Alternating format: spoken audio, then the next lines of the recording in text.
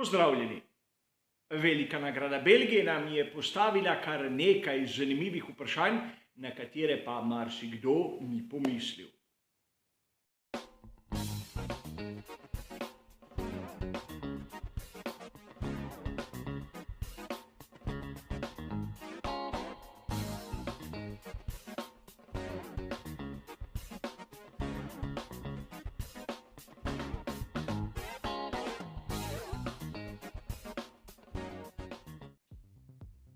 Pravkar zaključena dirka za veliko nagrado Belgije nam je ponudila dovolj podatkov, da bomo lahko zamajali marsikatero prepričanje, ki se je dolga leta sidralo v podzavest navdušencev Formule 1.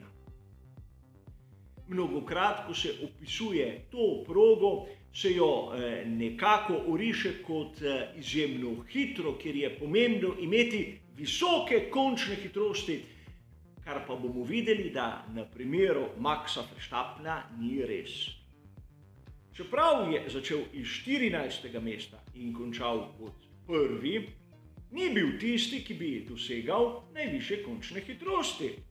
In po drugi strani se bomo začeli spraševati, ali je res tako pomembno imeti svež pogonski sklop, ki ima verjetno še kakšno novo izpeljanko z več moči. Tu bomo primerjali oba voznika scuderie Ferrari.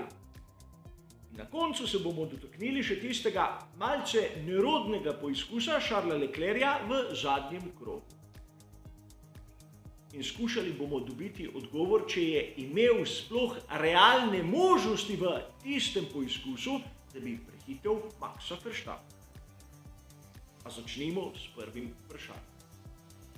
Je na progi Spa-Francorchamps res tako pomembno enkratno pospeševati ter dosegati izjemno visoke končne hitrosti? Najprej si bomo ogledali progo, da bomo dobili tiste orientacijske točke. Uradne meritve končne hitrosti v Formuli 1 so na tako imenovani točki, kjer se meri najvišjo hitrost oziroma speed trap, je tu v Spa-Francorchampu takoj za kombinacijo Eau-Rouge-Raidillon. Nato na koncu ravnine Kemel na vhodu v Lecombe imamo konec prvega sektorja in tudi tam se meri. Torej vidimo, da imamo dve točki, kjer je končna hitrost zagotovo najvišja. Seveda, drugi sektor se konča v ovinku Stavelot in na koncu seveda tretji sektor zaključi ob ciljni črti. Torej, imamo 4 točke, kjer lahko primerjamo same podatke. Ampak najvišje končne hitrosti bomo dobili na speed trapu in konec prvega sektorja. Poglejmo si, kaj je pokazala dirka. Videli bomo, da ne na tisti točki, kjer se dosega najvišjo hitrost in ne konec prvega sektorja, Maxa Verstappena ni med vodilnimi. To je že prvi pokazatelj, da prepričanje marsikaterega navdušenca bilo v zmoti. Končna hitrost ni tisti pravi pokazatelj. Bistveno je, v kolikšnem času se prevozi prvi, drugi in tretji sektor. In gledali si bomo tudi te podatke, kajti imamo jih na razpolago.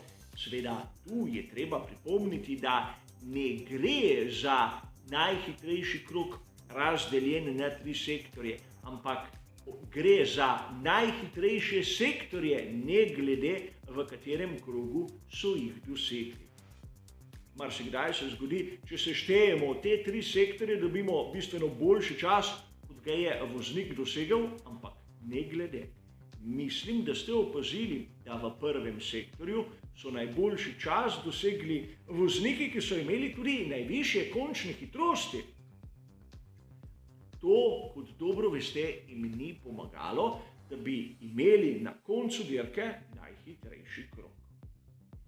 Bistvo proge v Spa-Francorchampu je drugi sektor. In tu se pokaže razlika in kdo je na vrhu. Max Verstappen. tisti, ki je v prvem delu proge, sploh ni bil hiter. Vidimo v tretjem sektorju, da so zadeve več ali manj poravnane. Zanimivo je, da mnogi še danes trdijo, kako je tu imeti visoko končno hitrost bistveno.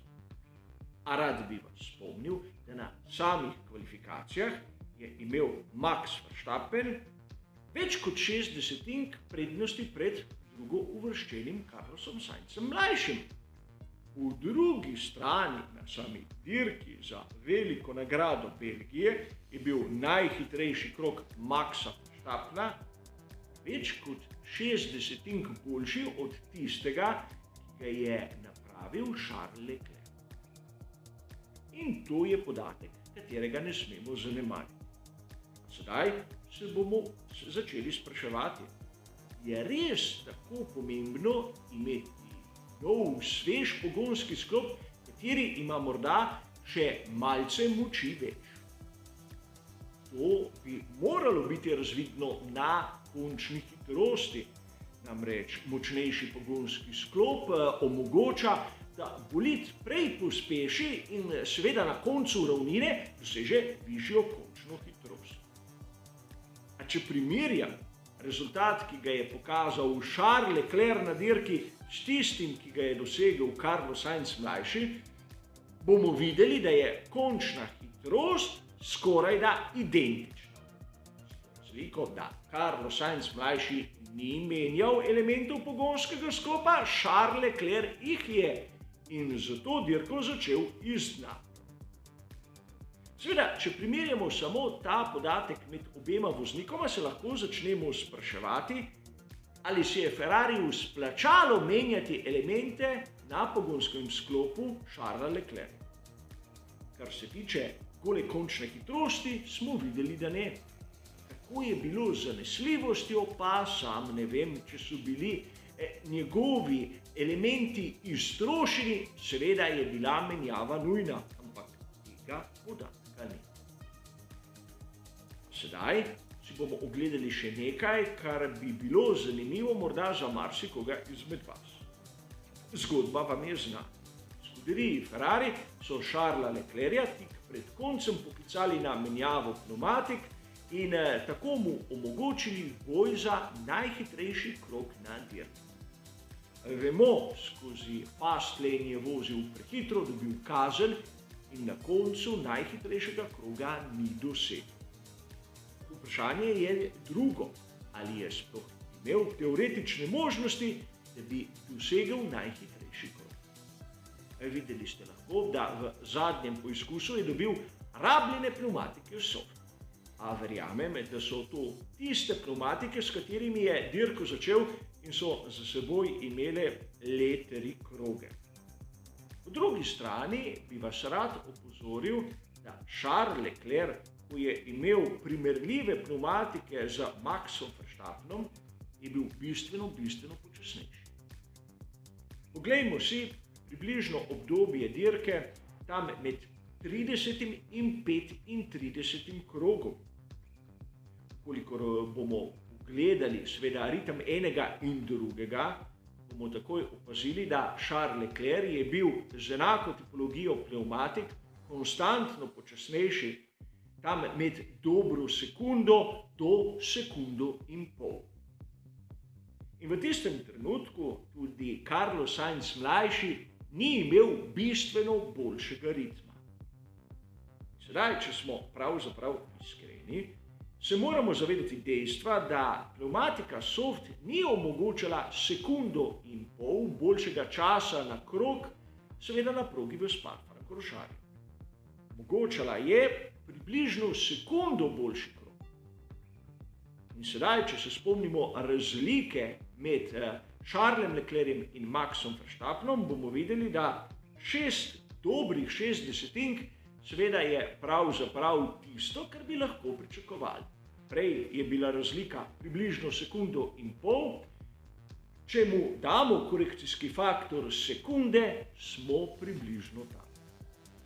In seveda, s to enostavno primerjavo lahko trdimo, da tudi Ferrari F1 pomišljaj 75 v tej dani priložnosti ni imel možnosti doseči najhitrejšega kroga na dirki.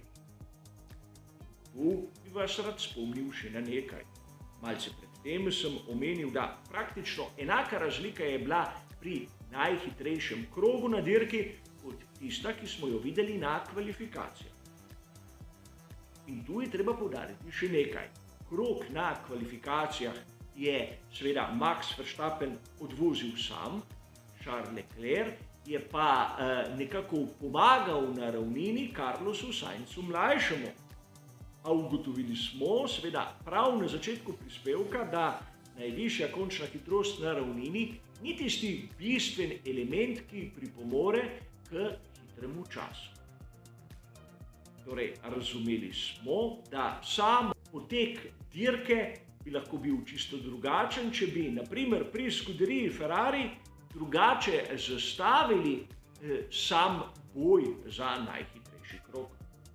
Namreč njihov študij je bil usmerjen v doseganje najvišje končne hitrosti, čeprav bi raje lahko žrtvovali kak kilometer na uro in imeli oprijem v drugem sektorju. A seveda, kljub temu, da imam argumente, ki mi ga ponujajo številke, še zmeraj za moje osebno mnenje. A menim, da ta 3 vprašanja bodo lahko spravila k razmisleku marsikaterega navdušenca. Danes seveda to vse. Hvala za vašo pozornost, ter seveda nasvidenje.